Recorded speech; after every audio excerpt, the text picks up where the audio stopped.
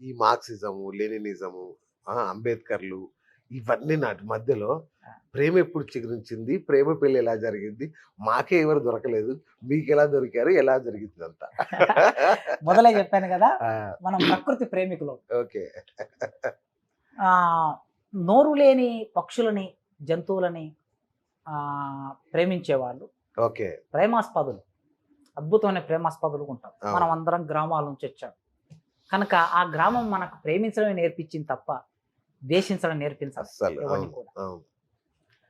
నిజాం కాలేజీలోనే మా బ్యాచ్‌మేట్ సరే నువ్వు కామర్స్ గనక మా నాకు బీఏలో అవును. ప్రేమల ప్రేమలత అనే ఒక అమ్మాయి ఉండేది. ఓకే. ఆమె ఒక మినిస్టర్, మాజీ మినిస్టర్ బిడ్డ. ఆ! పాపం ఆ అమ్మాయిని ఒకరోజు ర్యాగింగ్ చేస్తూ విపరీతంగా వేధించింది. ఓకే. వేధిస్తూ ఉంటే నేను చూడలేకపోయినా. వెళ్ళి నేను ఆ అమ్మాయి దగ్గరికెళ్ళి, "అమ్మ ఏం లేదు నీవు" అప్పటికి కొద్దిగా లేట్‌గొచ్చింది ఆ అమ్మాయి క్లాస్‌లకి. మనం అచ్చచ్చ! ఒక 4, 5 నెలలు అయింది మన సెమిస్టర్ ఓకే. దగ్గరికి ఓకే. వస్తున్నాం. ఆ! ఆమె ఎగ్జామ్స్ ముందొచ్చింది. అచ్చా! "కాసిం మా అన్న అని చెప్పమ్మా" అని చెప్పింది నేను. ఆ! అట్లా ర్యాగింగ్ చేస్తుంటే చెప్పిందామె. చెప్పేసరికి కొద్దిగా అప్పటికి నేను కాలేజీలో కొద్దిగా వెల్ నోన్ ఎస్టాబ్లిష్ అయినా అవ్వడం. గనక, అవును. ఆ! ఓహ్! కాసిం అంటే ఓకే. అవును. ఓహ్! కాసిం వాళ్ళ చెల్లెలా? అరే వద్దులేరా కాసిం వాళ్ళ చెల్లెలుగా, మనోడే కదా! మన జూనియర్ కదా! తమ్ముడు కదా! అని ఆ! ఆమెను వదిలేశారు. ఆ!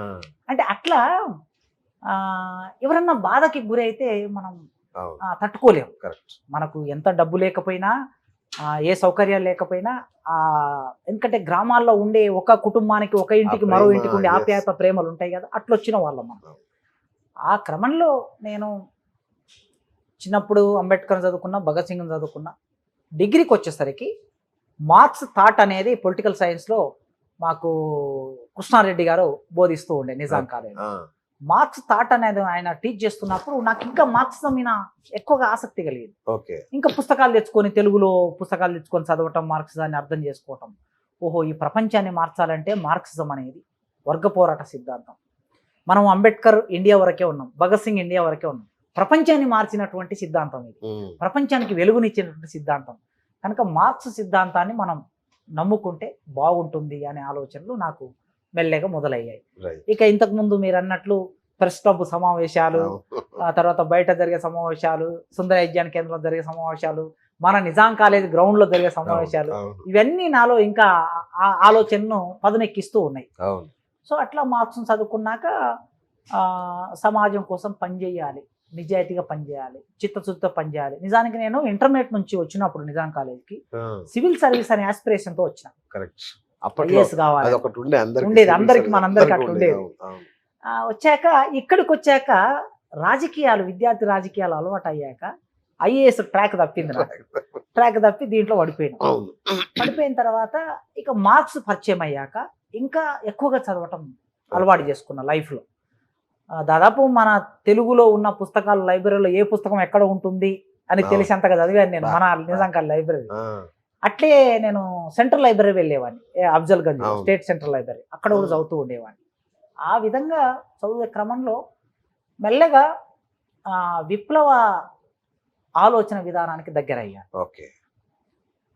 విప్లవ రచయితల సంఘం సభలకు హాజరయ్యాను. హ్మ్. వరవరరావు గారి ఉపన్యాసం, అవును. గద్దరు పాటలు, శివసాగర్ కవిత్వం. వరవర్రావు గారి శిష్యుడు అనొచ్చా మిమ్మల్ని? ఆ! యెస్. వాళ్ళందరితో అవును. ప్రభావితమైన అవును. వాళ్ళం మనం. అవును. నేరుగా ఆయన మనకెక్కడ పాఠాలు చెప్పలేదు గానీ, ఓకే. ఒక రకంగా ఆయన ఉపన్యాసాలు వింటూ రైట్. అవును. పెరిగినటువంటి వాళ్ళం.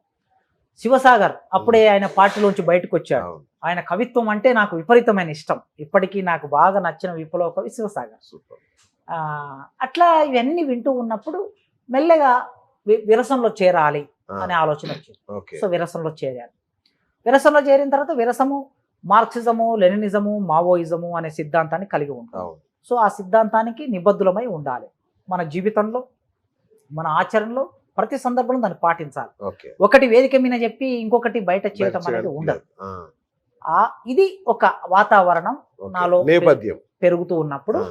అంటే విప్లవ భావజాలానికి దగ్గరయ్యాను. హ్మ్. ఈ దేశంలో విప్లవం రావాలి, ప్రజలందరూ సమానంగా ఉండాలి, స్వేచ్ఛగా ఉండాలి, సంపద అందరికీ సమానంగా ఉండాలి, పేదరికం ఉండొద్దు, ప్రతి కంటిలో కన్నీరు పోయి ప్రతి కంటిలో నవ్వు పూయాలి అనే ఒక ఆలోచనతో నేను దానికి దగ్గరయ్యాను.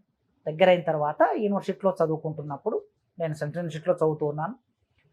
ఇక్కడ లా లో లా ఫస్ట్ ఇయర్లో స్నేహలత అనే ఒక అమ్మాయి చేరింది ఓయూలో ఓకే. లా కాలేజీలో. చేరిన తర్వాత ఆమె కూడా మా తెలంగాణ స్టూడెంట్ ఫ్రంట్లో జిల్లా కమిటీలో పనిచేస్తూ ఉండేది. అచ్చా. నేను స్టేట్ కన్వీనర్ను, ఓ, ఆమె జిల్లా కమిటీలో ఉంది. అప్పటికే తెలంగాణ అంతా తిరుగుతూ ఉన్నా ఉపన్యాసాలు ఇస్తూ. అవును. జిల్లా కమిటీలో ఉన్నప్పుడు చాలా యాక్టివ్గా పనిచేసేది ఆమె, చాలా ఫెరోసిస్గా పనిచేసేది. నిజాం కాలేజీలో ఒక కమిటీ ఉండేది మనం అందరం వెళ్ళిపోయిన తర్వాత 2000 సంవత్సరంలో మాకు టీఎస్ఎఫ్ ఒక కమిటీ ఉండేది, అచ్చా. చాలా పెద్ద కమిటీ. అయితే అప్పుడు అక్కడ మన జూనియర్ ఓం ప్రకాష్ ఉండే. తమ్ముడు చాలా మంచోడు, అవును. మరి కొద్ది ఆవేశపరుడు కానీ చాలా అవును. మంచి పిల్లవాడు. అవును. పక్కనే ఉండే వాళ్ళ ఇల్లు Correct. ఆ గల్లీలో. అవును. ఈ ఓం ప్రకాష్కి మన పిల్లలకి గొడవ వచ్చింది. ఓకే. అతను ఏబీపీలో ఉండే ఓం ప్రకాష్, మన పిల్లలు మధ్యలో గొడవ వచ్చి కొట్టుకున్నారు. కొట్టుకున్న తర్వాత సరే మాట్లాడదామని వెళ్ళాం మేము, పిలిచి ప్రిన్సిపాల్ రూమ్లో మాట్లాడదామని వెళ్ళేసరికి ఓం ప్రకాష్ వీళ్ళందరూ మా మీద దాడి చేయడానికి వచ్చారు. మీరేంది అసలు యూనివర్సిటీ నుంచి వచ్చి ఇక్కడ పెత్తనం చేయడం ఏంది, మీరంతా నక్సలైట్లు వచ్చారు ఇక్కడికి, అది ఇది అని చెప్పేసి గొడవ చేశారు. తమ్ముడు మేము మాట్లాడదామని వచ్చాం, ప్రిన్సిపల్తో మాట్లాడదాం రండి, అది కరెక్ట్ కాదు, మీరు అనవసరంగా ఘర్షణ క్రియేట్ చేయకండి అని చెప్పాను. చెప్పిన తర్వాత ఓం ప్రకాష్ జస్ట్ ఇట్లా పట్టుకున్నాడు నాది.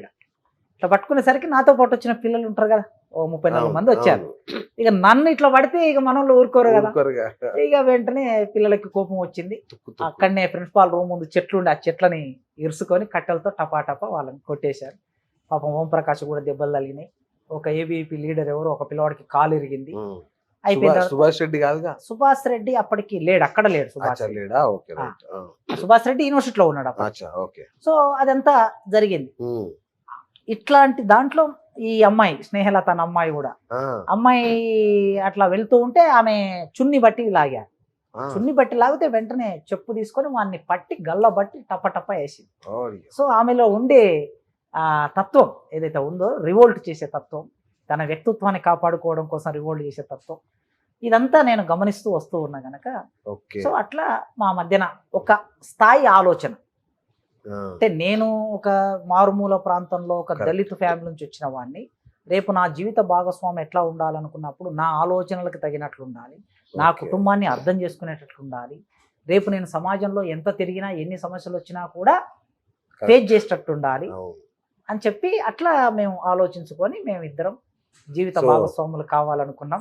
ఇది చెట్లు పుట్టలు తిరిగిన ప్రేమలు కాదు, ఇది ఉద్యమంలో వికసించిన ప్రేమ.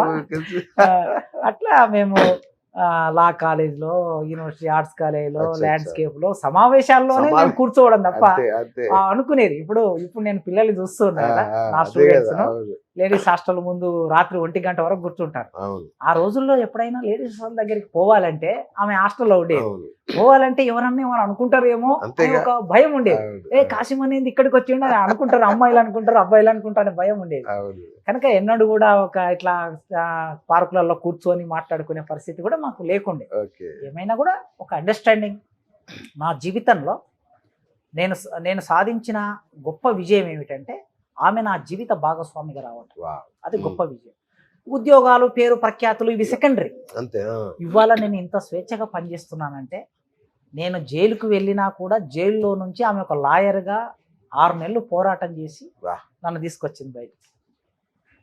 ఇంత పెద్ద తెలంగాణ రాష్ట్ర ప్రభుత్వం నా మీద కేసు పెట్టి నన్ను పంపించినప్పుడు అట్లా అది ఒక్కటి మాత్రమే కాదు, నేను జైలుకు వెళ్తే నా ముసలి తల్లిదండ్రులు, నా 2 పిల్లలు, చిన్న పిల్లలు, నా కుటుంబం భయభ్రాంతులకు గురయ్యింది. ఇంటి మీద దాడి చేస్తే, తర్వాత అనేక సందర్భాల్లో, వివిధ సందర్భాల్లో ఏ సమయం వచ్చినా నాకు తమ్ముడు లేడు, అన్న లేడు, కానీ నా తమ్ముడు, నా అన్న అంతా నా జీవిత సహచర్యం. నేను ఒక తమ్ముడు ఉన్నాడు, నేను ఎట్టేటో తిరిగి ఇప్పుడు నిన్నటి వరకు విజయవాడలో ఉన్నా, ఇవాళ పొద్దున దిగిన ఇప్పుడు మీ దగ్గరికి వచ్చిన, రేపు మళ్ళీ ఇంకో ఛానల్కి పోతా, నేను ఇంటికి ఎప్పుడు పోతున్నా తెలియదు. కనుక నేను ఇంట్లో ఉన్నా లేకపోయినా కుటుంబాన్ని, తల్లిదండ్రుల్ని, పిల్లల్ని చూసుకోగలిగిన ఒక జీవిత సహచరి నాకు దొరకటం అనేది నా లైఫ్లో నేను చేసుకున్న గొప్ప, నేను అదృష్టం దురదృష్టం నమ్మను కానీ అదృష్టం ఎక్కడ, ఎంపిక, అది జాగ్రత్తగా ఎంపిక చేసుకున్నారు. ఒక గొప్ప అరుదైనటువంటి నా జీవితంలోకి ఆమె రావటం అనేది ఒక గొప్ప అవకాశంగా నేను భావిస్తా. అట్లా మా ప్రేమ అది ఒకరినొకరు అర్థం చేసుకోవడంలో భాగంగా, అఫ్కోర్స్ మేము, ఆమె కవిత్వం రాసేది, నేను కవిత్వం రాశాను, ఆమె లేఖ రాసింది, నేను లేఖలు రాశాను, ఆ లేఖలన్నీ ఉన్నాయి మా దగ్గర. కానీ ఆ లేఖలన్నీ కూడా ఒక పరిపక్వమైన దశలో రాసుకున్న లేఖలు అవి.